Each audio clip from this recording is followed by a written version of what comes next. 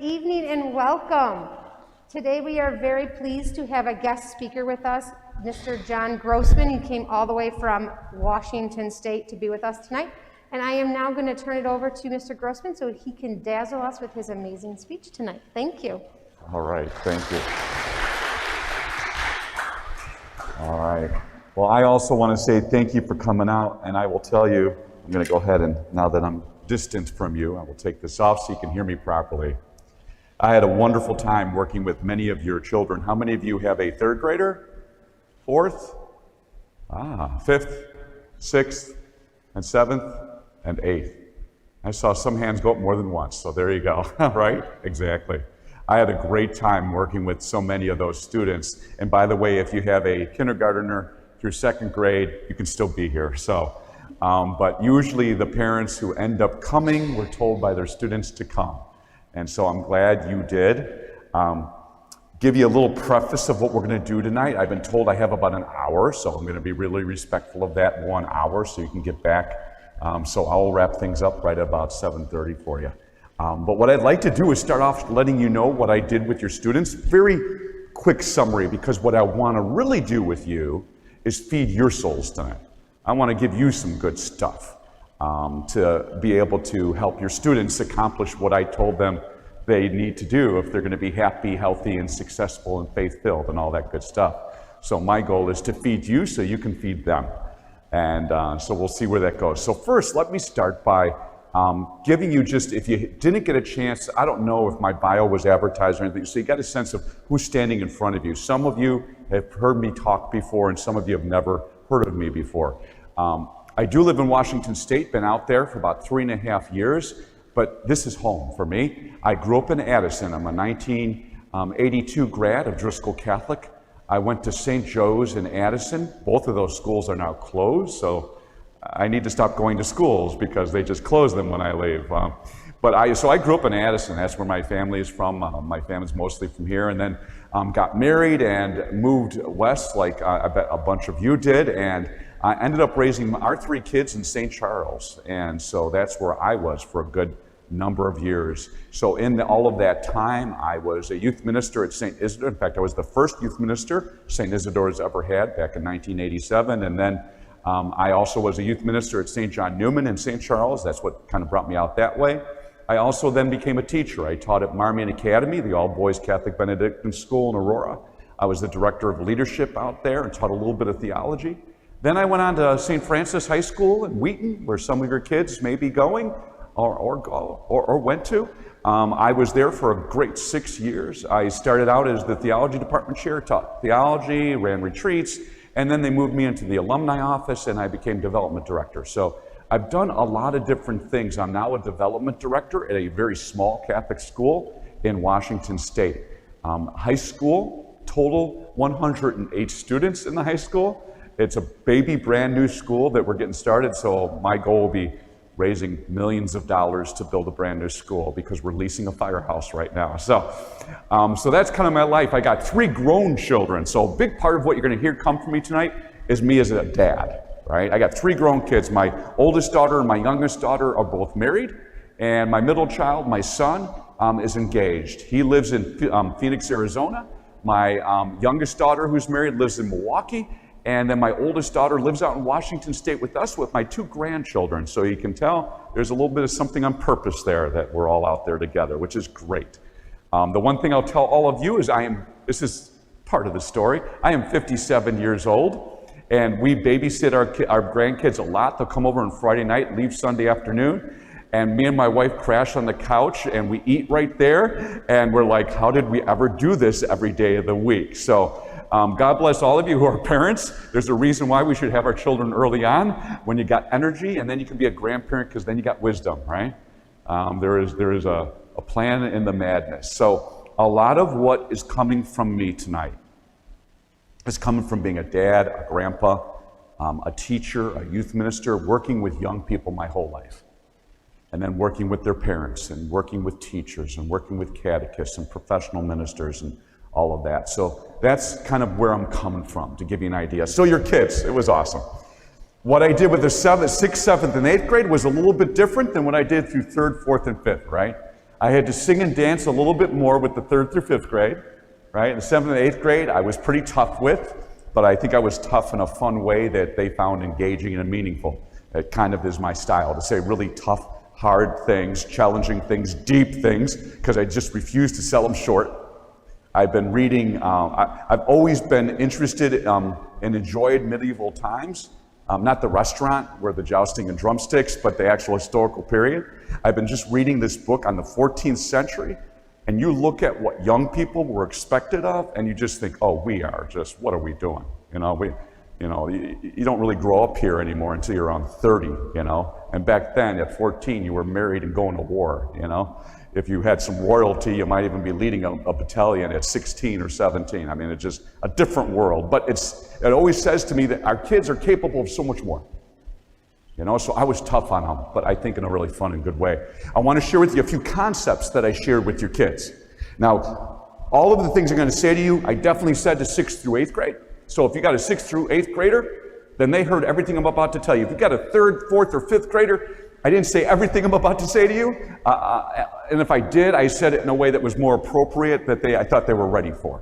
But here were some things I talked to them about. And I'm going to play with you a little bit. I hope you play back a little bit. What happens to water at 212 degrees? It boils. Very good. What happens at 210? Not much. It's hot water, but it isn't boiling yet. In fact, even at 211 degrees, the water might be moved, but it ain't a boil yet. It's got to hit 212 degrees for that water to boil, and kids all get that. So there's this 1 degree of difference between 211, where it's hot water, and 212, where it's in a boil. 1 degree of difference. And that 1 degree of difference, it matters, because at 212 degrees, when water boils, it can create enough steam to move a locomotive. If some of you have read the book Good to Great, you kind of get what I'm saying. There's being okay, there's being good, and then there's greatness. And I challenge your kids to greatness today. I told them, God has a plan for every single one of you. Now, it's going to take your lifetime to figure it out. But I bet you already have some ideas about God's plan, because God plants God's dreams in your heart. So how many of you want to be a doctor? Hands. Lawyers. Number 1 answer was professional athletes. I said, which sport? They said, any of them. All right. I said, okay, wonderful, goals and dreams, that's great. But if you're going to complete I said, most people never accomplish their goals and dreams because they say those, they think those, and then they just meander through life. So I do a lot of visuals, I said, pretend the exit sign is where your goal is and you're standing right here in your life. It's nice that your goal and dream is way out there. Now, how are you going to get over there? And I said, you're not too young to start thinking about it. So how many of you want to be a pro athlete? And a 3rd grader through an 8th grader can say, I do. So you're the first one to practice and the last one to leave, because that's what you better be doing right now. Don't wait to get to high school or to get to college when you start wanting to be a pro athlete and start working on it then. It starts today. You want to be a doctor? A bunch of kids want to be doctors. That's great. How are you doing in science? Because that's kind of one of the stepping stones you got to lay down between here and the exit sign to get over there. So are you doing your homework? And so we talked about, I gave all the kids 3 secrets, especially 6th to 8th grade. I said, here's 3 secrets on how to improve your grades right now. I said, you ready? I said, how many of you turn your homework in? Half the hands, I said, here's the crazy thing. Here at St. Walter's, you get free points for turning your homework in. It doesn't even have to be right. Just turn it in on time.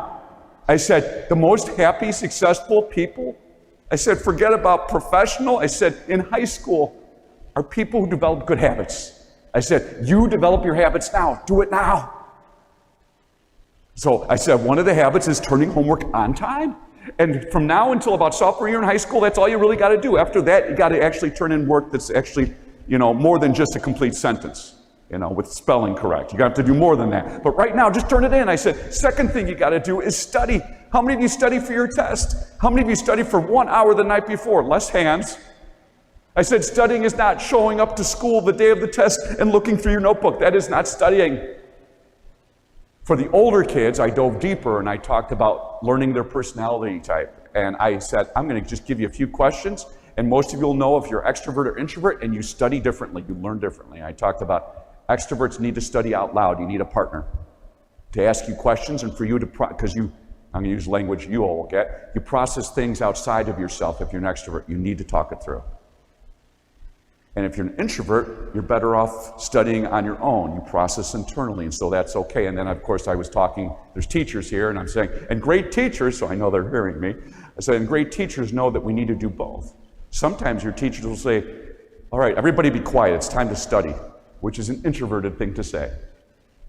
And all the extroverts like bored and daydreaming. I said, but a really great teacher will do that sometimes, because some people are introverts, and sometimes they're going to say, all right, I want you to find a partner, and you got 10 minutes last of class to study. And that's an extroverted thing, study out loud. So I gave you kids really practical things like that to kind of go through. So let's see, I said, turn your work in on time. I said, study for a test, and I said, the third thing, do these 3 things, your grades go up. I said, how many of you, your teachers give you points for participation in class? And all the hands go up. I said, of course they do. It's an extroverted thing, by the way, because who raises their hand when there's a question? Extroverts, not because they got the answer, but because we want to start talking. I said, do these 3 things. Raise your hand. Turn your homework in on time and study for your test. Your grades are going to shoot up. So we talked about 212-degree concept. It was fun. I was at St. Michael's School yesterday, and the principal had a 212-degree on their coffee cups. So they had gone to a conference teaching the 212-degree concept to leaders, and he had it right on his coffee cup. It was beautiful. So I did a little bit of that. I used athletics a lot. We talked about over 25 years in PGA, what's the average win, how many strokes between first and second. I did that. We did swimming, and the kids had fun guessing. And I taught, it's this much difference. This much difference between the person who wins the Super Bowl and the other team that none of us know. It's this much difference. So 1 degree of difference. Of course, when I give this talk at high schools, there's all sorts of things that make up that 1 degree of difference in college. There's research, what the top students do, and they're just basic habits that take you to that next level. So that was one concept. The second concept I share with them is the importance of preparation. There is actual research, and it says that for someone to master any skill, it takes 10,000 hours. You want to master the violin or guitar? 10,000 hours. You want to become an incredible soccer player? 10,000 hours of practice. Some of the kids knew Mia Hamm. Most of the younger kids didn't, but Mia Hamm was one of the most standout, girls soccer players in American Olympic history. She practiced soccer 7 hours a day. She wasn't just, we got this concept, everyone who we see, in stardom is just gifted. That's not the case. They're gifted, but your kids are gifted. It's something, they're gifted. It's not enough to have the gift, you gotta work, and it takes a lot of work, so we talked about that. All right? So that was another concept, is this 10,000 hours, practice. And then the last one, I talked to them, and they really get a kick out of this. I didn't share this with the younger kids, but I did it with the older kids, which was fun. Who here has ever heard of a person by the name of David Goggins? David Goggins, Goggins. Don't be surprised when kids are on YouTube searching his name, because kind of a cool guy. David Goggins is the only American to ever become a Navy SEAL. In fact, he went through Hell Week not once but twice, because he got injured the first time, and normally that takes you out. You can't do it again, but he was special circumstances. Went through Hell Week twice and became a Navy SEAL, incredible Navy SEAL. But he also was an Army Ranger, and he also passed Air Force tactical training. He passed 3 of the most elite military trainings. He's the only American in history to have done this. What's very interesting, as I told your kids, is this incredible African-American male with this incredible military history almost didn't get into the Navy because he weighed 350 pounds. And he was, at the time, a bug exterminator, pest control. That was his job. He was lost. He had experienced terrible abuse as a child, a terrible alcoholic father who treated him really poorly. A book which I would recommend not to kids but to you, it's called You Can't Hurt Me. You Can't Hurt Me. It's all about overcoming pain and suffering and not blaming the world for our problems. I think our whole world should read this if you're an adult. Stop point. And I did a big thing on the 3rd graders all the way through 8th graders. I said, we live in a world where everyone points fingers and blames. It's always someone else's fault. And I told your kids, I said, knock it off. One person's responsible for your happiness, and it's you. And all sorts of bad things are going to happen. Lots of terrible things. And I said, how many of you have already gone through some stuff? Almost every kid raised their hand. Almost every one of your children raised their hand. I'd say 95% of the kids said they've gone through something. I said, that's just the way that's the world we live in, so please don't be surprised by it. I'm going to dive deeper into this for you as adults so we can pass this on to our kids. But I said, it's just going to happen, and you have a choice of whether you're going to persevere and go forward, but stop blaming. Stop pointing the finger. It's not your principal's fault, your teacher's fault, your mom's fault, your dad's fault, your big brother's fault, the governor's fault, the president's fault, the pope's fault, the priest's fault. Stop. It's not to say some of those people don't have issues. They have issues just like the rest of us. But we got to stop pointing the finger and say, you know what, you're growing up is when you can do this. Take the finger, point it at yourself and say, so what am I going to do about it? What can I do within the situation I find myself? This was kind of the tone that I had, but I did it through games and fun things, and every once in a while threw a story on there that touched their hearts. So this David Goggins character, to kind of just finish this up really quickly, I'll tell you really quickly the thing. 3 Navy recruiters turned him down, and then finally a Navy recruiter, he saw something in him. He says, if you can lose 170 pounds in the next 3 months, we'll take you. He went and started running. He could not run the length of the block. He eventually loses the weight, gets into shape. He loses the weight, which that right there he deserves an award for. He gets recruited, he gets into the Navy SEAL training program, the rest is history. Move forward past the military training, and you get this guy who becomes a marathoner, which is 26.2 miles, breaks all sorts of records. At one point, he finishes the race, he places in the top 3, and they find out after the race is over, he had broken bones in both of his feet. But he finished. This is considered by some people the toughest guy to ever live. He then went on to run ultra marathons, which is 100 miles plus. He ran ultra marathons through Death Valley at 110 degrees heat. I asked the kids how many chin-ups they could do. This was fun. How many can do 10? And how many can do 15? We had one young lady who said she could do 20. That was pretty impressive. And I said, that's impressive. I said, would it impress you, though, if I told you David Goggins set the Guinness Book of World Records at 4,200 plus chin-ups within a 24-hour period? He took rest hanging on the bar. I said, it's about what's up here.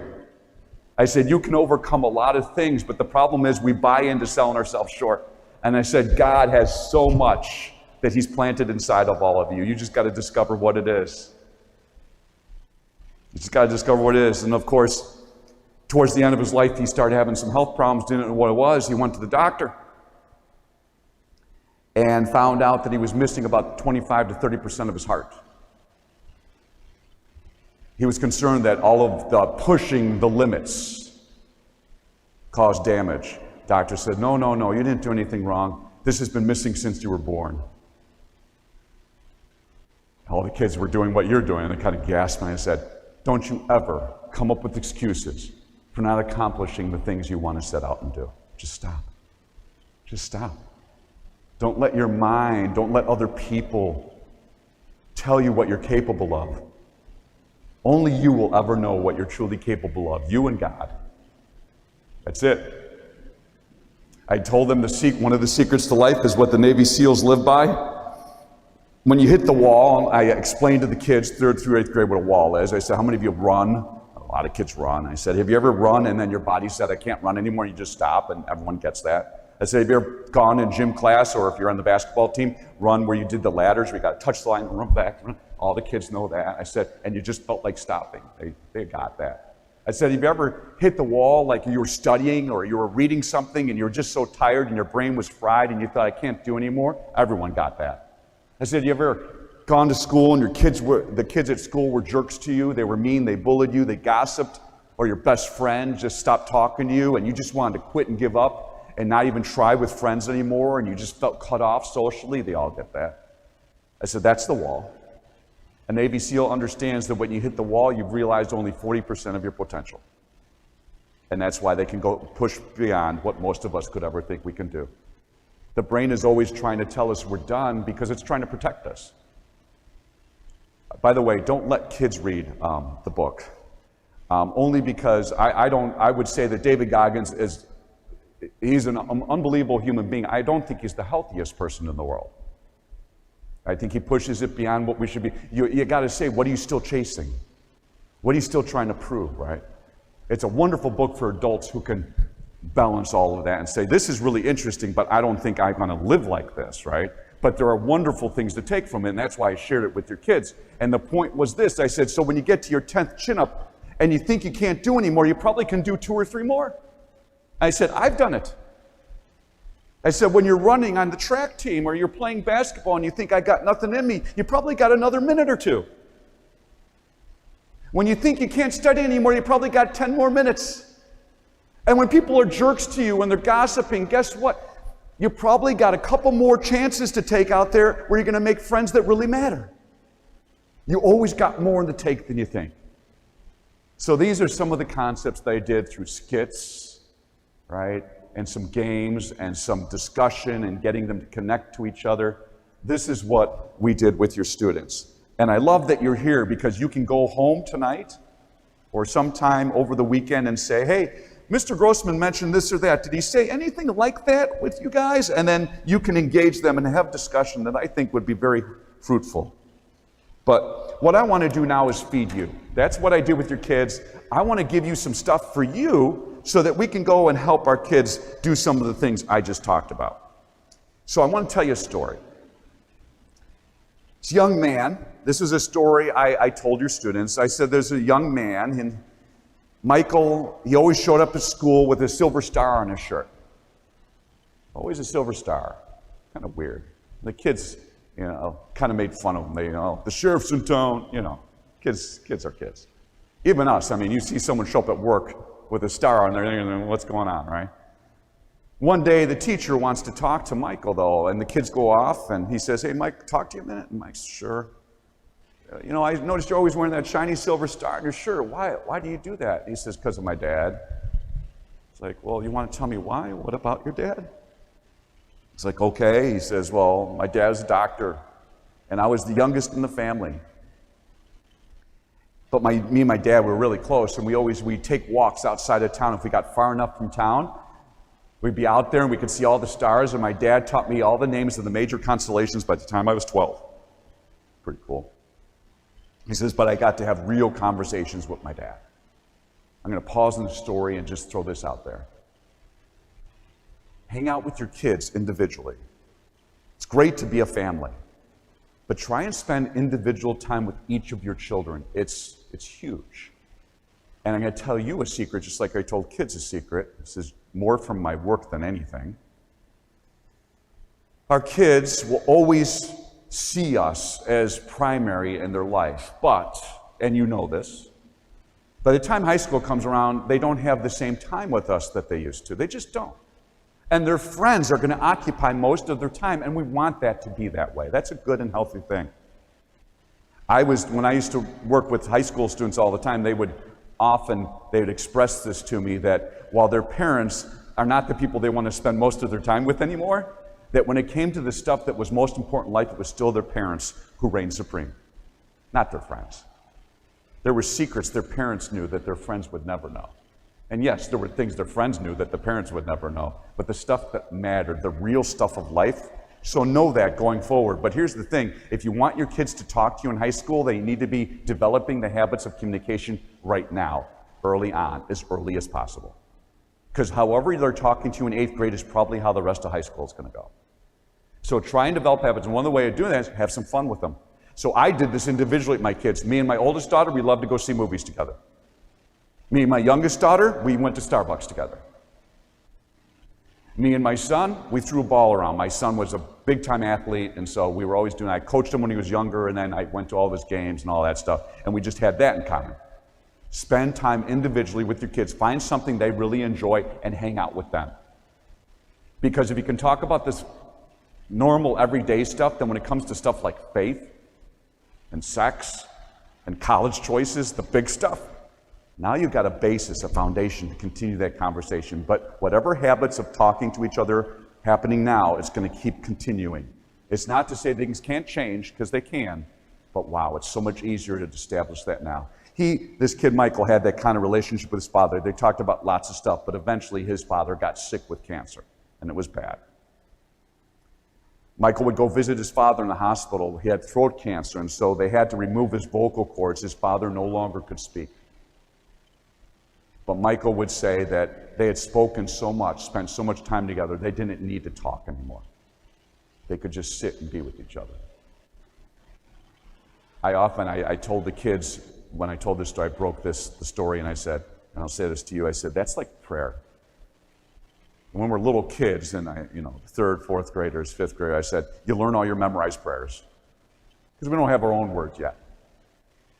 But hopefully by the time you're in 6th, 7th, and 8th grade, you start to find your own words to be with God, right? And you talk to God, and it's mostly telling God what to do with the world, right? Hey, God, fix the Middle East. Hey, God, please help Justin get some help on the Bears. This is ridiculous, right? We ask for those prayers, We're praying for our agendas, right? We're really giving God a list of shopping to do, things to magically wave a wand and fix for us. Yeah, okay, it's part of development. But then we get to another place where hopefully we learn to listen. And we spend time just being with God. So I taught your kids how to pray in just silence. And it was really beautiful. I don't know if there was anyone here during that time, but I did it with both grade levels where they had to plant their feet flat on the floor, close their eyes, breathe deeply. I started doing a little meditation with them, and then I had them learn simply thank God for something, ask God for something, and then shut up and listen. The third part's the hardest. Just listen. I said, you got to do it regularly, so I gave them all sorts of great ideas. You can do it while you're brushing your teeth. I said, how long do you brush your teeth? Everyone knows. 2 minutes. All right. How many times a day? Twice. You got 4 minutes to pray then. All right. So I gave them different ways to pray and different times to pray. I said, but eventually you can just sit and be with God, and that's what Michael did with his father. I'm going to say something, and I hope this doesn't sound like heresy. I really do believe this. That a child learns a lot about the love of God by the love of their parents. I think our relationship, as much as our religion teachers, God bless them, in our schools or in religious ed, the catechists, they do their best. But if you really want to learn about the love of God, here you are. It's what we're doing, it's how we're relating, it's how we're being. We're teaching them so much. Eventually, Michael's dad got pretty bad, and he knew he wasn't going to survive this, and he wanted to spend his last days at home, and so he came home. One night, he wasn't doing so well, and Michael's mom said, you need to go in the bedroom, and you need to talk to your dad. You need to go be with him. So Michael goes in there, and he sits on the edge of the bed, and he says some things to his father, what he needs to say. And then Dad, he reaches over to the nightstand, and he grabs a box, and he motions for Michael to take it. Michael takes the box, but it feels like a going away present, and so he loses it and runs out of the room. A few days later, his father did die. And afterwards, he had the courage to open up the box and look inside, and there was the shiny silver star. And he explained to his teacher, and that's why I wear my star. It reminds me of the times I had with my dad, and then he says, and this is huge, it reminds me of the kind of man my dad wants me to become. That's powerful. I heard this story 35 years ago. It's a long time. And someone who shared the story, they were sharing how that's like Eucharist for us Catholics. We take Eucharist, and I told the older kids this about Eucharist. I said, you come and I had some fun with them. I'm like, yeah, sometimes Mass is boring. They all got that. And sometimes Father's homily might not be good, or the music is boring, or what have you. I said, but you know what? Eucharist is always the same. And I said, you know what? You get Eucharist, it reminds you about Jesus, who he was for sure, but more importantly, when you take Eucharist, it can remind you of who you're supposed to be. We're supposed to be more Christ-like. And I went into a thing about kindness and respect. Told them some good stories about what that looks like at whatever grade level I was talking to. But I share this with you for this reason.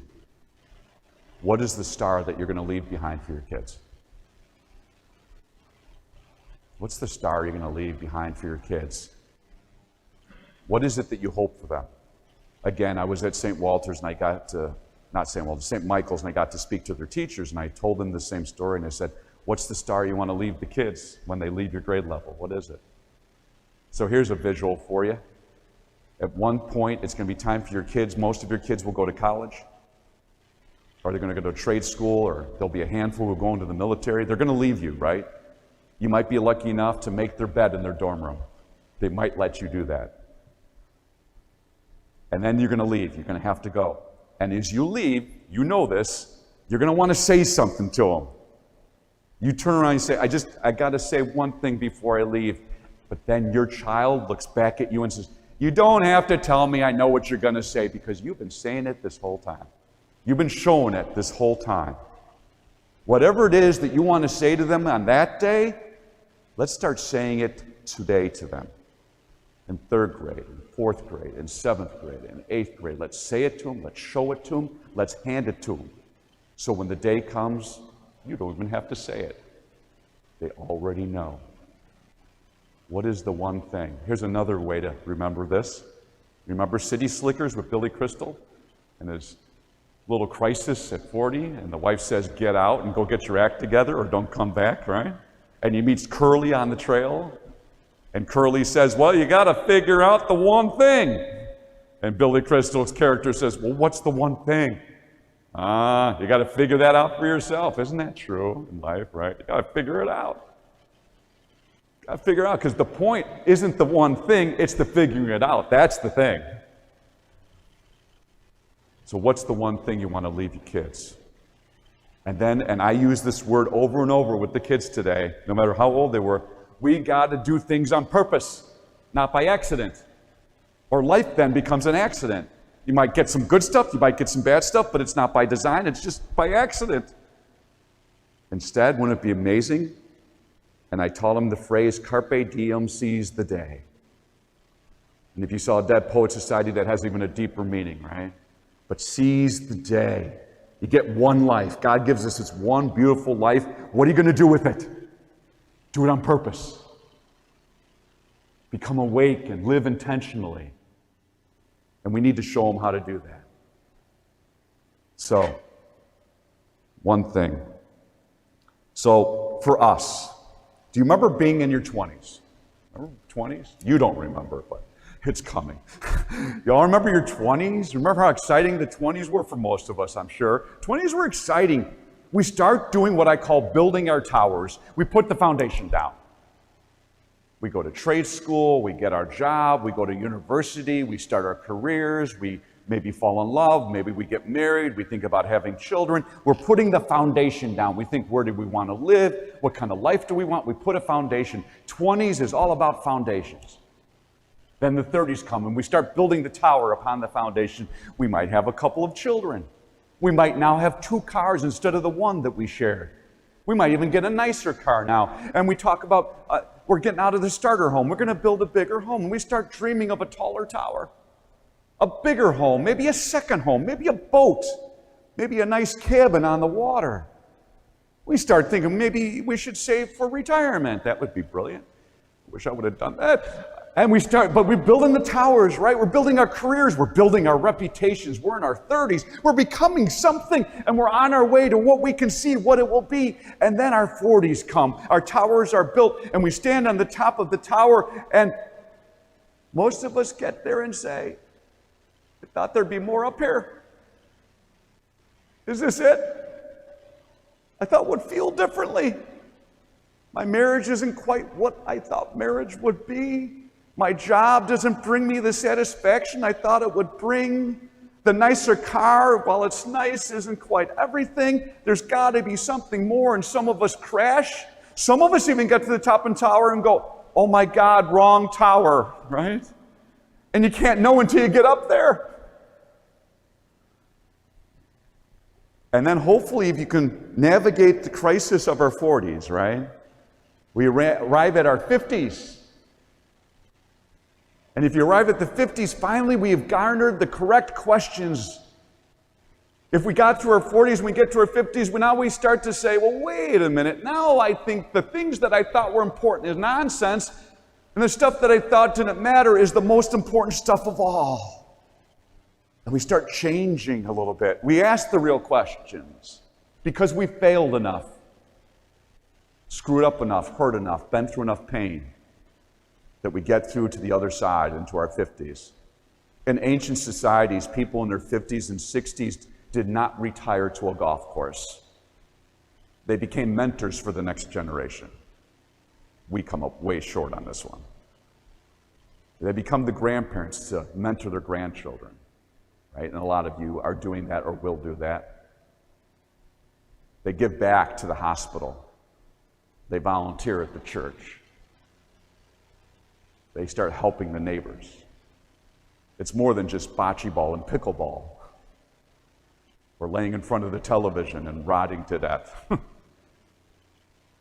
You still got lots to do and give. In fact, more than other generations could possibly give. Now, here's the reason I'm sharing this with you. First, we should be reflecting on our own lives, because guess what? If we're healthy and taking care of ourselves, then we got a great chance of helping our kids do the same. The other thing, though, is there are things that these young people have to know. They're still going to have to build their towers. We can't help them skip it. They still got to build the towers, but wouldn't it be amazing if they were warned about what was coming, so that when they did get to the top of the tower, they weren't surprised? They could get to the top of the tower after doing everything they did. They still worked to get those cars in the house and all the other stuff. They got to the top of the tower and they said, oh, okay. Well, I'm glad I didn't think this is where my worth was. Because that's where the shock is. Your worth is not at the top of the tower. In fact, you never had to do anything to build your tower to begin with. I didn't tell any of this to your kids. It would have made no sense. What I did tell your students was that you don't have to do anything for God to love you. What I told the kids in language they could understand is, you don't have to ever do anything to be worthwhile, because you're a son or a daughter of God. You were created by the one true living God. You don't have to do anything. And then I did something that drove all the teachers crazy. I'm sure I used a double negative. I said, because God don't make no junk. Now, any third grader can understand what I just said and remember it. God don't make no junk. That's a kid way of saying, don't mess around with building your towers. Think you're going to get, still build your towers, but your worth ain't up there. You had your worth a long time ago. So you build your towers knowing your worth isn't up there. You build a different kind of tower. One of the greatest problems I see in our modern society is a lack of real initiation for young people.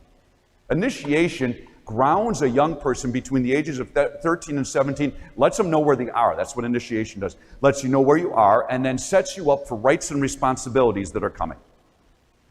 So in primitive societies, boys got initiated, girls did not. There's various reasons anthropologists have for this interesting phenomenon. You're going to maybe be sorry you came back. I'm going to say a couple of things. What grade are you again? What is it? 7th? You can handle it. All right. Young women have a menstrual cycle that begins, and when they bleed, they know that, this is crazy to say, I know, because we hold our kids, they're so young, but when she has her menstrual cycle begin, she now has the potential to bring forth life. You want to talk about power? There it is. Potential to bring forth life into the world. Boys do not have this. So anthropologists, one guess is that boys had to be initiated to know when manhood was. It's also interesting, 7th grader, close your ears, you'll be okay.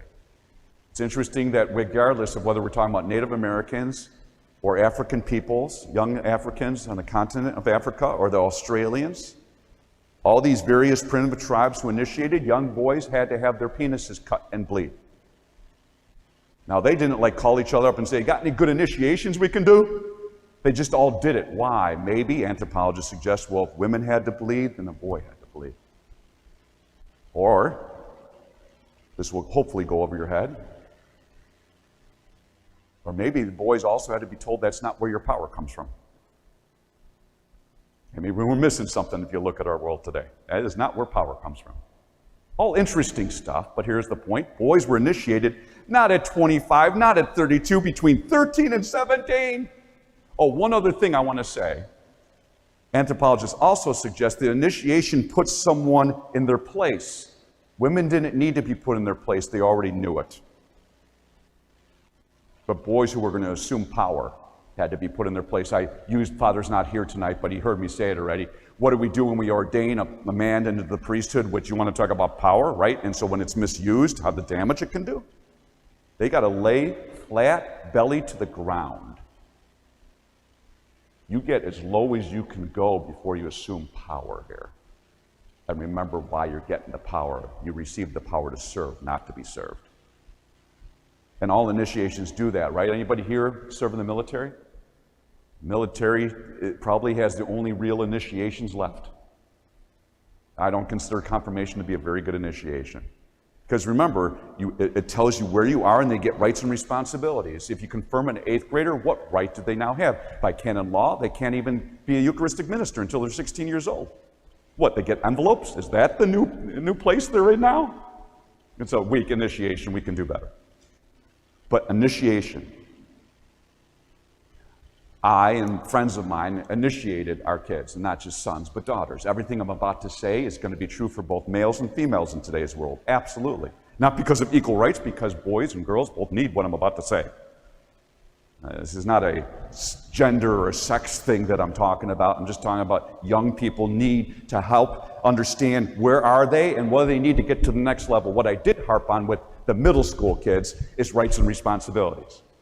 I say we live in a world right now where everyone wants their rights. I want my rights, my freedom, my rights. But we don't want to talk about responsibilities. And I'm not talking just about kids. Us adults got some issues with this too. It's all about our rights. If all you get are rights without any responsibilities, there's real danger to society, am I right? The opposite is true. If all I get is responsibilities but I get no rights, that's a problem too. Right? We kicked England out of this country for that one. Rights and responsibilities must go hand in hand. So wouldn't it be amazing if we could help our 4th graders understand you're about to go into 5th grade or about to go into 6th grade, so I'm going to let you stay up a little bit later, but also you're going to have new chores to do. You're about to graduate 8th grade. Wonderful. Now I'm going to move your curfew a full hour. I'm going to let you do X, Y, and Z, and you're also going to do these things on behalf of the family. Rights and responsibilities go hand in hand. You're 16, how wonderful is that? So you're going to get your car and insurance, and you're going to get a job to pay for your insurance. Or you value academics and you feel your child should not be working. That's a valid thing to say. So instead, you'll pay the insurance, and they will do chores around the house to offset the fact that you are kicking in more money to take care of their insurance. Rights and responsibilities. Wonderful initiation that takes us to the next place and helps us. And what do we have to learn in this initiation? So, I have to start with this. This was like a year and a half ago, 2 years ago. I was watching someone on television, and they were going off on Mr. Fred Rogers. Who goes off on Fred Rogers? Who is going to find something wrong with Fred Rogers? Are you crazy? He is untouchable. Like, if you've seen any of the specials, he might be the only celebrity who actually we're not going to uncover, what he really was up to. You just can't. His friends, the people who worked with him, all of his colleagues, there's just no darkness. Except when he talks, he tells you his imperfection, how he's failed, but no one else can do it. If anybody's the real deal, it's Fred Rogers. I couldn't believe, and what they were going off on him was, he is the reason we got such a screwed up culture, because everyone was told that they were special. So everyone thinks they're special, and everyone thinks they need it. It's all about them. I wanted to yell back to the TV, no, he was right. We are all special. That is super Catholic, by the way, super Christian. By the very fact that we are created by the one true living God, we have human dignity. It is inherent. We are born with it.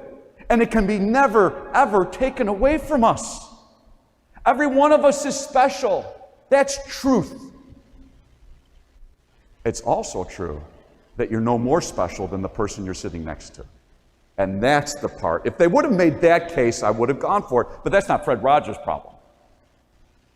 The second half of it, you are special. So I told 3rd grade through 8th grade how lovable, worthwhile. I told they were all creatures of God, and every one of them deserved respect. I harped on that big time.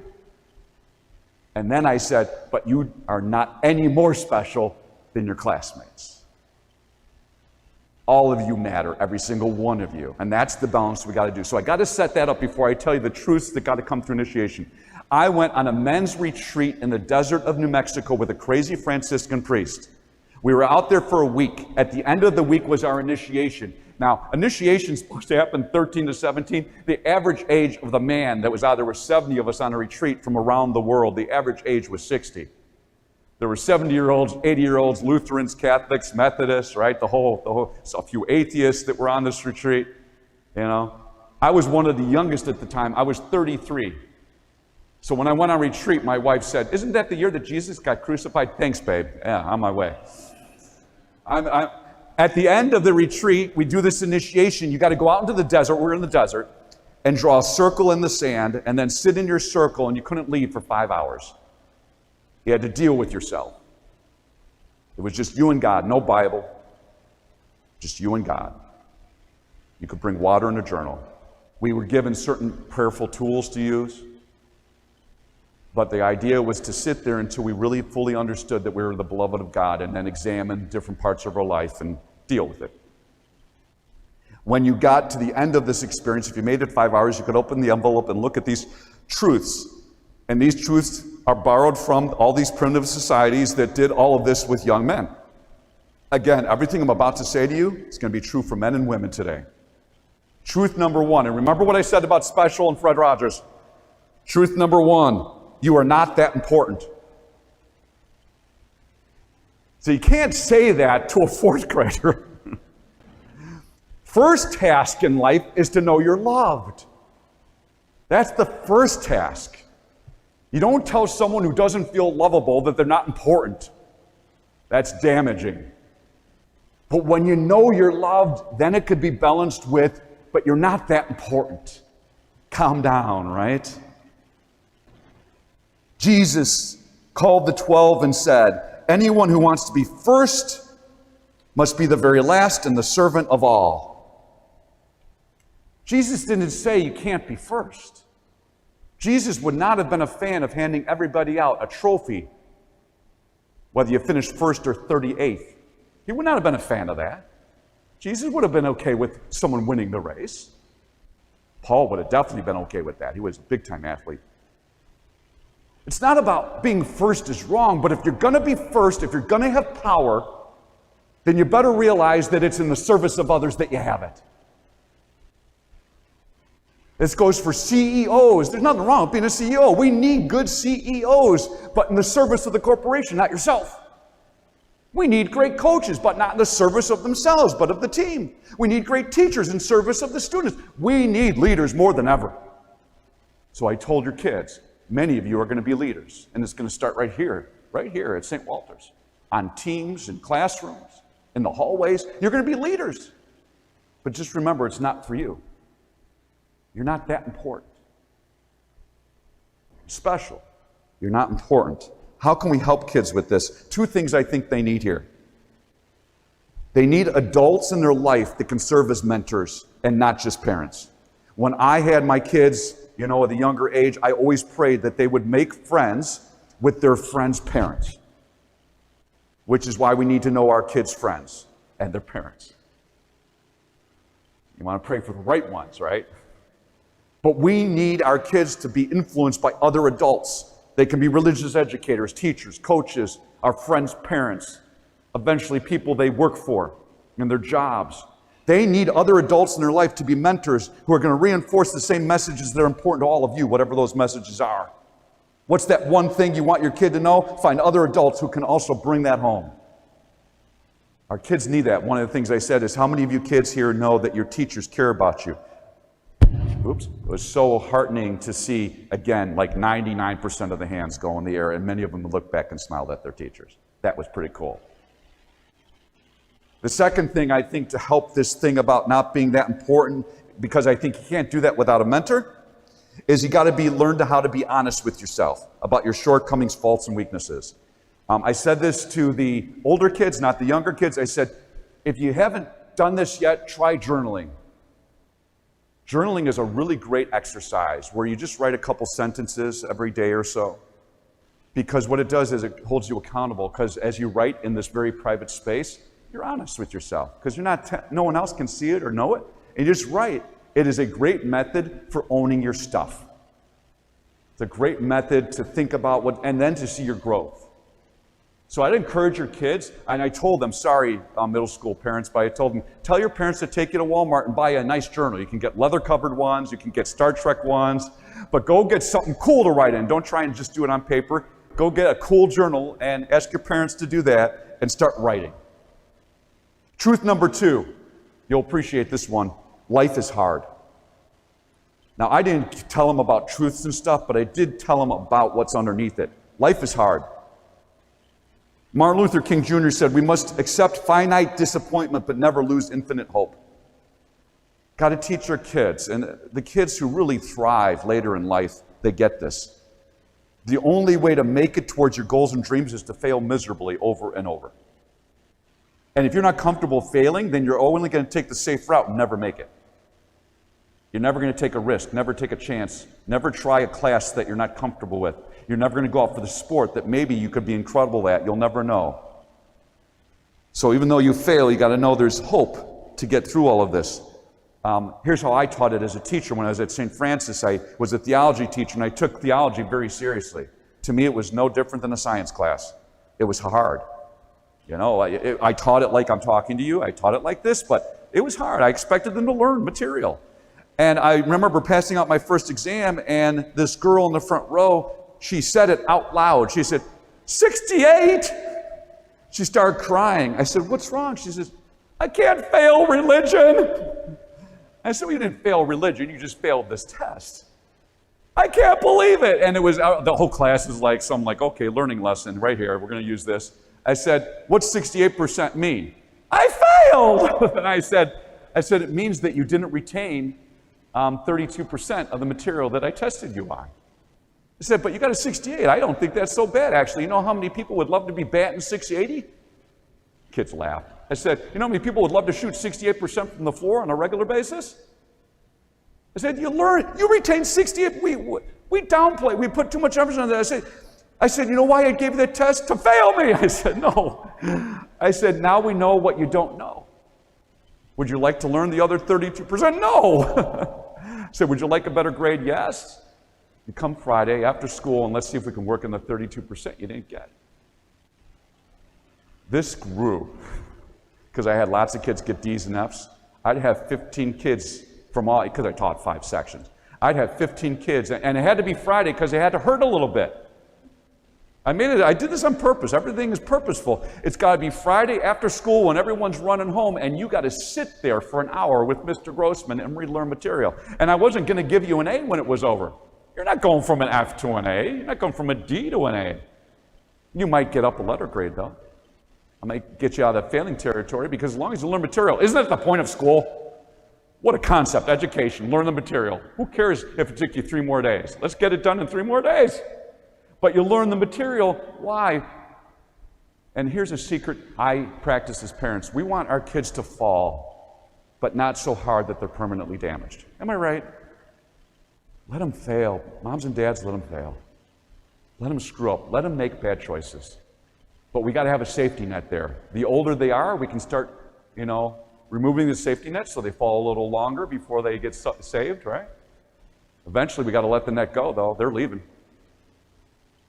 But let them fall. Not so hard that they're permanently damaged. I'll never forget when I was at Marmion, I sat on the board of discipline. This kid was selling drugs at Marmion. I'd want to protect my kid. Even if my kid was selling drugs, I'd want to protect him. I'd want to save him. Of course I would. Of course I would. But you would think they might be worried about your kid if they were selling drugs, worried about what problems they might have that they would be doing that, who they might be involved with. You would think they'd want to talk to the principal or the dean or a teacher or a coach or his friend. No, what disturbed me wasn't that the kid sold drugs, because I think any kid can get beyond that. I wasn't disturbed that the parents wanted to say it. I was disturbed at their first move. Their first move was to call a lawyer. That's the first move? The lawyer? Let your kid fail, because you know what? Let's catch them doing drugs. Let's catch them using now and not at 30. And with the opiate crisis that is in this country, let's catch them really early, not later. I'd rather them fail, hurt, damage, because it's easier to recover, right? You fall on the sweet side. When you're 7, you scrape an arm, make a break,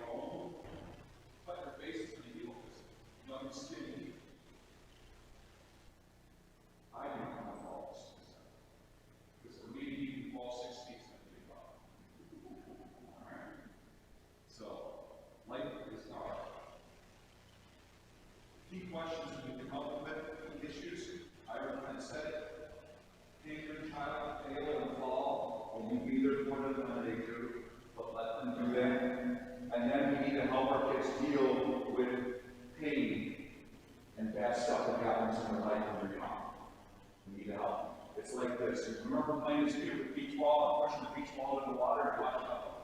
We were doing physics experiments, we didn't know it. And we know that the push the ball, the further down you push it, the higher the gas curve comes up, and the same is true of our pain. We've got a whole society of kids who don't know how to deal with anger or hurt or disappointment. They bury it. And I hate to be a little sexist, it's just a little sexist, but boys got a special problem with anger. And if they don't know how to deal with it, it's going to come explosively out upon the world. And we do know this, and again, it's a little sexist, and I don't mean to say that it's always one way or the other, that's just not life. But there's some truth in this, right? That boys who don't deal with anger and hurt and pain and disappointment, they bury it and it explodes upon other people. It explodes. And when young women bury their pain and their anger and their hurts, it implodes. Girls are more likely to get eating disorders than they get boys. Boys are more likely to shoot and die than girls. That is sexist, I know, and I apologize for it, but there's some generalities that are worth speaking to. And regardless of what I just said, the differences is in the point. The point is we got to teach our kids how to let the beat fall off. And I go back to what I said in the very beginning. Spend time with your kids. Spend time with your kids. You know what's crazy? When I was in St. Charles, I did went to public school. And I was on this group that was talking about the heroin problem that was huge in St. Charles at the time. And they had all these meetings and research and professionals, and came up with a long list of excellent recommendations. But do you know what the number one recommendation was for the families? Eat dinner together every night. Eat dinner together was the number one recommendation, because what we realized was parents and kids are talking. Especially when you get beyond sophomore year, because lives change. And we're not talking, we're not checking in, we don't know what's going on, we're not got our ears open to what's happening in our lives, and we don't have the relationship that we should have. Eat dinner together, they said in the St. Charles School District, one of the best school districts anywhere. Eat dinner together. Moms and dads say it's harder and harder. Eat dinner together as many times as you can. And then don't beat yourself up about it, because the older you get, the harder it is, but do it as often as you can. Break bread together. Truth number 3, I hate this one. You're not in control. This is a fake truth here. You are not in control. John Bradshaw works a lot with addiction. John Bradshaw, he says, we come into the world with our fist closed tight, like this, screaming. We're hungry, we're cold, we're wet. And who turned the lights on? I was in this beautiful cave for 9 months. You bring me out to this horrible environment, and I'm screaming. And we know that that's okay for a baby to do. In fact, they need to do it. And we know what happens. Research is clear when babies don't get fed, or changed, or hugged. Right? They need to do that. The problem is, when we're 30, and we still got a fist clenched tight screaming for what we want. And then at the world, we're not giving it to us. And so we know these people. So we work for these people. This is not healthy. John Bradshaw says, if we do the real work of faith, we go from this clenched tight, to our final days on earth, palms open wide and finally surrender. Go from this to this. My Polish Catholic grandmother, Lina Halski, taught me in simple words, this too shall pass. Let go. This too shall pass. Let go. I was at a workshop with a scripture scholar, and they were diving into a particular gospel. They were talking about faith, and this has stuck with me forever. They said, you really want to see someone who's a person of faith, is someone without anxiety. Some of us think faith is about memorizing the right answers, or believing the correct things. If I just believe the right dogma, God love him, I used Benedict in Army, and he said, the problem with the drug culture is we're just not teaching the kids. We just got to teach them what drugs do to their bodies, and then they'll just all stop. I'm like, this is the problem with the entire church. Holy God. I am a Baltimore Catholic as a kid. Me and all my friends took a long bunch of questions before we got confirmed. That doesn't have anyone going to church right now. I'm not saying you don't need to teach stuff. I was the theology department chair. I told you what I failed kids. But if it never goes from here, 18 inches down into our hearts and cares. Jesus was not looking for people to have a cognitive agreement with him. He was looking for people to change their lives. The scripture always making a point. Real faith is this. Just letting go. Father's will, not mine. I'm not in control. You know what helps us adults do this? I call it 3 Ds. Death, divorce, and being downsized. You want to learn you're not in control? You do everything right in your marriage, everything right. You're a good spouse, maybe the other person's a good spouse too. You do everything right, and still it ends with divorce. You realize you're not in control. You ate right, you did all the right diets, you went for your runs, you went to the doctor, you got your blood work done, you did everything right. And you get cancer, how unfair is that? Because you're not in control. You were the hardest working person, you worked the most hours, you were committed, you lived your life in the company, and you're the one who lost their job. Not in control. Live long enough, like we'll teach you, you're not in control. That's why it takes a long time to get to here, because we're going to do this for as long as we can. We want to control it. We want to control the world. How does this apply to your kids? That sounds like a pretty tough concept for young people. Here's what I think we need to do. We need to first get kids into a relationship with God. There is no way you're going to let go of that faith if you do not know the God who made you and loves you. All we can do in 3rd grade and 4th grade, right through 7th grade, is help these people know that there's a God who loves them and help them get in a relationship with that God. That's what we do now. We don't try to teach them that they're not controlled over that. Teach them there's a God who's walking with them. The message I gave the kids today, 3rd through 8th grade, as I said, there's a God who's walking with you all the time. And no matter what you're going through, God is with you. God didn't make that bad thing happen to you. It's just part of living in the world. It's not human existence, but God never abandoned you. All right? And you saw the wonderful skit that we had. We did a whole drama about the fact that God is always with us. And the second thing that I said to your kids is they need to have a purpose. I said, you need to know your purpose, and that God has a purpose for you. Listen, I was shocked. I asked all the kids, do you believe that there's a purpose to your life? And almost every hand went up. I thought that was amazing. I would love to explore that and find out why they believe that, what they did, which was really cool. That's when you teach your children that they have a purpose. They're here for a reason. What I went deeper with people, 6th to 8th grade, and I said, but no one's going to give you your purpose. The whole point of life is to figure it out. So you're going to have to try a lot of sports, try a lot of clubs. When you get to high school, try different language, maybe. Right? You're going to have to try stuff. You're going to have to go. I challenge all the kids to get to know someone new every week that they're here at St. Paul. I said, stop having lunch and going to recess and hang out with the same kids all the time. You want to prepare for later in life? Get comfortable talking to people who don't know that well. In the school, not strangers on the street. Right? So relationship. That's how we build them so that one day down the road, we be able to control stuff. Truth number 4, one day you will die. Now just keep in mind, 13 through 17-year-olds had to know that before they were initiated. One day you will die. Because if their rights and responsibilities at an initiation meant they were going to go to war, they were going to war back. That meant they could sit at the fire and tell the stories. That meant they could take a wife. Often, the 15 or 16-year-old Native American could then take a wife. They could have their own place in the lodge, or if they were in the prairie and were nomadic tribes, they could be in a teepee. You had to know, though, that life was, in those days, were precious and short. Again, I'm reading this book on the 14th century. The majority of the population was up to the age of 25.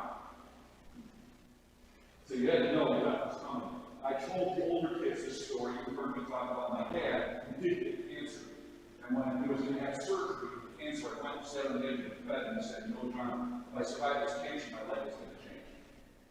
And I looked at the kids and I said, "How come we got to wait until we're close to death to decide to start living?" And I challenged the kids, I said, "Start living now. Don't wait. Seize the day and live it now."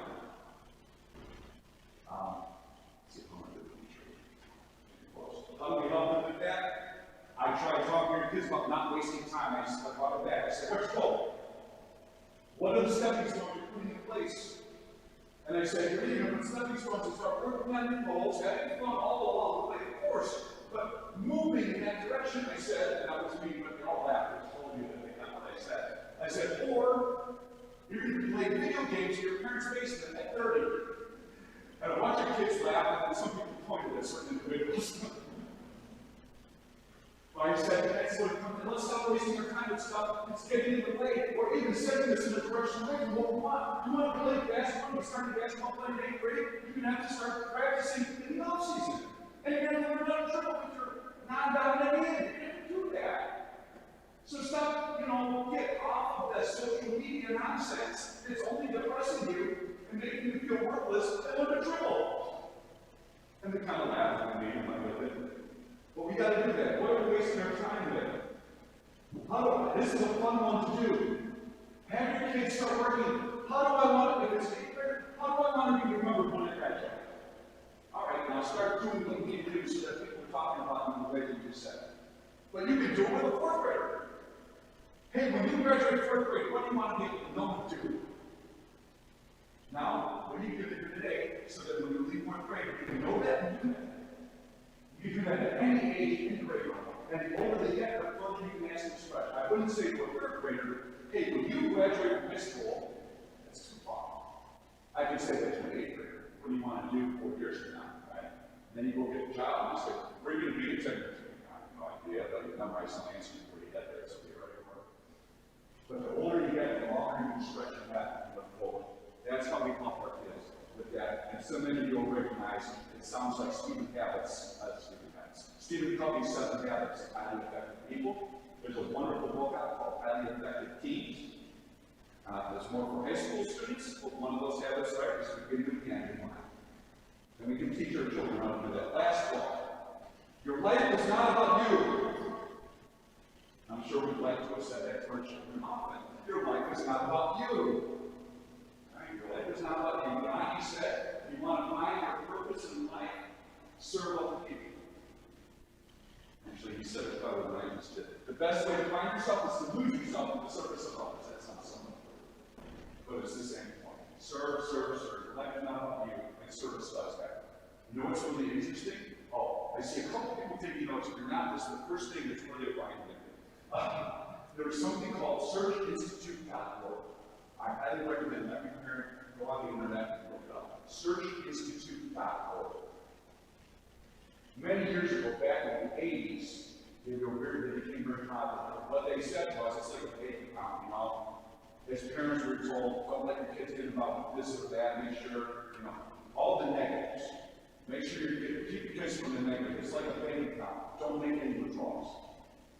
Well, that's good. You don't make any withdrawals. We're not going to save any money that way by just not making any withdrawals. Got to put some stuff in there. Search Institute, to the other side, they said, what are the assets that kids need to be happy, healthy, and successful? They identified 40 assets that every young person needs. And teachers use this, school districts use this. When I was a youth minister at St. John Newman, we actually were part of the study that entered into the research. They're constantly updating the research. And many of the things I mentioned tonight are 40 assets. Service is one of the most important ones. Bullying has been an issue now in America for the last 5 to 10 years. What's really interesting is we now have a profile of victims of bullying and bullies themselves, right? Here's the most interesting one about bullies. They lack empathy. Normal kid pushes a kid down, kid cries, feel bad. When bully put it, again, overly pushes kid down, kid cries, I don't know what I think it's like power. There's issues of power here, but the other piece of it is empathy. Some school districts, one of the things that are really interesting is they have older kids become mentors for the other kids in the school. And so now I'm working with younger people, now I'm accountable for someone other than myself, and all of a sudden they're developing empathy. Bullying, dropping, and so on and so on. We know service is so important that now it's not just Catholic high schools that demand service as a graduation requirement. Public high schools, St. Charles School Districts have service hours as a requirement for some time now because schools know it's one of the most important things kids can do. Not only will it develop empathy, develop responsibility, time management, and it develops develops compassion. You know what else it develops? Confidence. Confidence grows as we serve and take care of others. Service. So how can we help them, moms and dads? Many of you do this already. Find ways to help serve your kids. I call this training wheels of service. It should start in the home. Chores. We should do chores together on a Saturday or whenever you find time. Everyone needs to do chores together, and kids will learn that I'm part of something bigger than myself. This family is not about me, it's about us. And so I got to contribute, so you do chores together. Then you grow beyond that. It's a snow day, I'm going to pick on you. It's your snow day. It's the one time that you guys wake up early. It's the day you're probably going to have off, so we find out that you're not going to school. So you get snow day up here at school. In fact, I heard someone just say, Walter, we're asking you to snow day this week. The snow is up. You get a snow day, that means you're off. But guess what? Mom and dad still have to go to work, so you know what you do? You say, you stay home.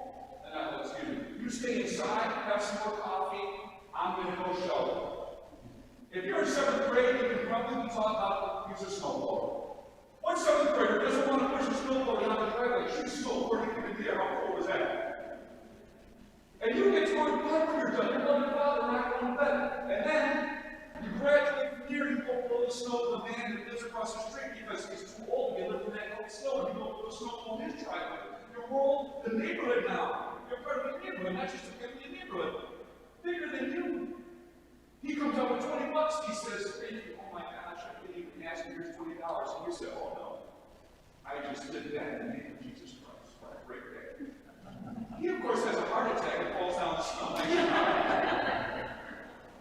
And then we take him to Salvation Army, then we take him to Knights of Columbus to do the Tootsie Rolls, and then we take him to Mark the Children's Home, where people are really suffering, and you got to feed someone who cannot feed themselves. And then you go with a mission trip. And then you might go to a whole country. Let's start at home. In our homes, in our neighborhoods. And we slowly grow, and then the world gets bigger. That's one of the best things that we can do with our children, is service.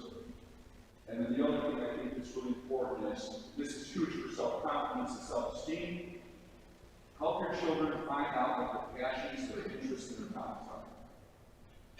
Encourage your kids to get involved in the YMCA. Encourage your kids to go out for martial arts. Encourage your kids to go out with the teams in school, not worry about whether they make the team or not.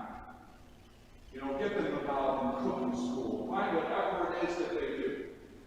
If they're a writer, get into the library and become part of a writer's group. There was a young girl up here who said she wants to be a professional writer. I said, you better be writing right now. Don't tell me one day you're going to be a writer. You should be writing today. You're already a writer. I had a young girl sitting over here, she said, I want to be a graphic designer. I said, what are you drawing? Like, whatever you want to be, you should be doing it now. You want to be a cook, and you should be in the kitchen.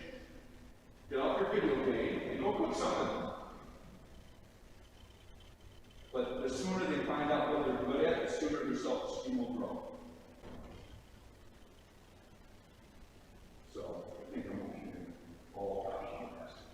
So let me wrap it up with some points of thoughts and stuff before you get back on the subject. Sorry, I have action. I guess I first want to say thank you for coming tonight. You notice that now the parents are here. And that's not a shame on that. That's not about that. I'm saying that you're here. There's nothing more that you can do about saying I care for my kids than to take one of your few meetings available and show them the church and listen sometime. So thank you for caring enough to be here tonight and for all that you do and for all the sacrifices you make. Your kids know you love them. I know that because many of them attested to it in my hand-raising surveys and different things that I want to make sure that they're receiving care. So thank you for being who you are. And the last thing I'll just say is go forth and just be Christ to your kids by being the best you you are. Because that's in the end, it's all we got, mom and dads. You don't have to be super churchy. You don't have to use special language. All you got to do is love your kids in whatever way that works for you. You do that,